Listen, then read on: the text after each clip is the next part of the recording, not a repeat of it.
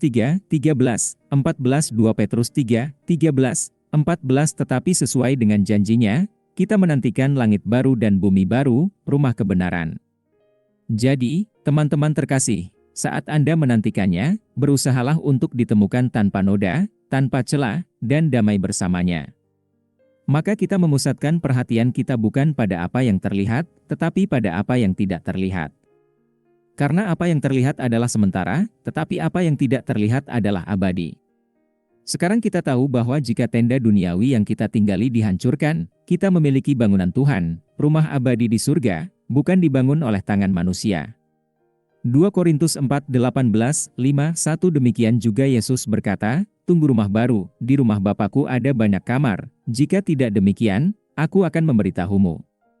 Aku pergi ke sana untuk menyiapkan tempat untukmu. Dan jika aku pergi dan menyiapkan tempat untukmu, aku akan kembali dan membawamu, kamu juga di mana aku berada. Yohanes 14:2-3 Dengan tujuan ini, kami melakukan segala upaya untuk tidak bercacat dan berdamai dengannya. Bukan berarti ini adalah persyaratan untuk keselamatan. Karena itu adalah keselamatan melalui perbuatan. Sebaliknya, kita melakukannya karena itu adalah hal yang benar untuk dilakukan mengingat takdir kita yang pasti selamanya. Ingatlah apa yang Petrus katakan dalam pasal pertama, karena itu, berusahalah untuk menambah kebaikan imanmu, dan pengetahuan kebaikan, dan pengetahuan penguasaan diri, dan ketekunan penguasaan diri, dan ketekunan, kesalehan, dan kesalehan, persaudaraan. Dan untuk cinta persaudaraan, cinta. Karena jika Anda memiliki kualitas-kualitas ini dalam ukuran yang meningkat, mereka akan mencegah Anda menjadi tidak efektif dan tidak produktif dalam pengetahuan tentang Tuhan kita Yesus Kristus. Tetapi jika seseorang tidak memilikinya, dia rabun jauh dan buta. Dan lupa bahwa dia telah dibersihkan dari dosa-dosa masa lalunya.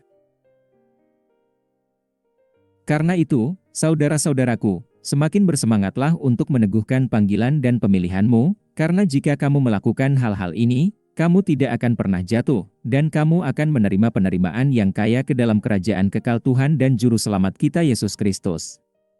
2 Petrus 1, 5, 11 Petrus mengklaim tulisan Paulus sebagai kitab suci 2 Petrus 3, 15, 16 Ingatlah bahwa kesabaran Tuhan kita berarti keselamatan, sama seperti saudara kita yang terkasih, Paulus, juga menulis kepada Anda dengan hikmat yang diberikan Allah kepadanya.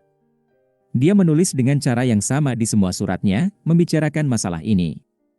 Surat-suratnya berisi beberapa hal yang sulit untuk dipahami, yang dibelokkan oleh orang-orang yang bodoh dan tidak stabil, seperti yang dilakukan oleh kitab suci lainnya, untuk menghancurkan mereka sendiri.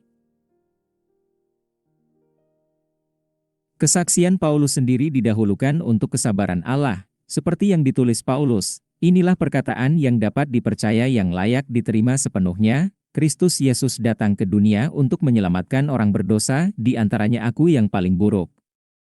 Yang paling berdosa, Kristus Yesus dapat menunjukkan kesabarannya yang tidak terbatas sebagai teladan bagi mereka yang percaya kepadanya dan menerima hidup yang kekal. 1 Timotius 1, 15, 16 Sekarang beberapa orang menempatkan Paulus melawan Petrus. Namun nyatanya, Paulus dan Petrus setuju. Mereka memberitakan Injil yang sama. Di sini juga dikatakan, seperti yang ditulis Paulus kepadamu. Paulus menulis kepada orang-orang ini kepada siapa Petrus menulis. Petrus dan Paulus melayani bersama. Bahkan, Petrus mungkin menyinggung kitab Roma yang memiliki ungkapan, atau apakah Anda meremehkan kekayaan kebaikan, kesabaran, dan panjang sabarnya, tidak mengetahui bahwa kebaikan Allah membawa Anda kepada pertobatan. Rom 2:4, dan berisi beberapa bagian sulit yang, memang, orang-orang bodoh dan tidak stabil telah terdistorsi sepanjang sejarah. Namun demikian, Petrus melihat tulisan-tulisan Paulus sebagai kitab suci. Faktanya, frasa, seperti yang mereka lakukan dengan kitab suci lainnya, lebih tepat, seperti yang mereka lakukan dengan bagian kitab suci lainnya. Dan kata untuk kitab suci digunakan 51 kali dalam Perjanjian Baru dan secara unik diterjemahkan kitab suci setiap kali. Dengan demikian, tulisan-tulisan Paulus harus diperlakukan sebagai kitab suci dan bukan sekadar opini. Tulisan-tulisan para rasul adalah dasar iman. Efesus pukul 2:20 memutarbalikkan tulisan-tulisan Paulus Seperti yang dilakukan oleh banyak teolog pasca biblika, mengundang kehancuran, seperti yang Petrus peringatkan sebelumnya bahwa akan ada guru-guru palsu di antara kamu.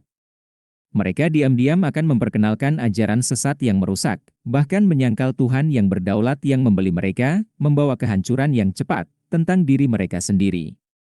2 Petrus 2:1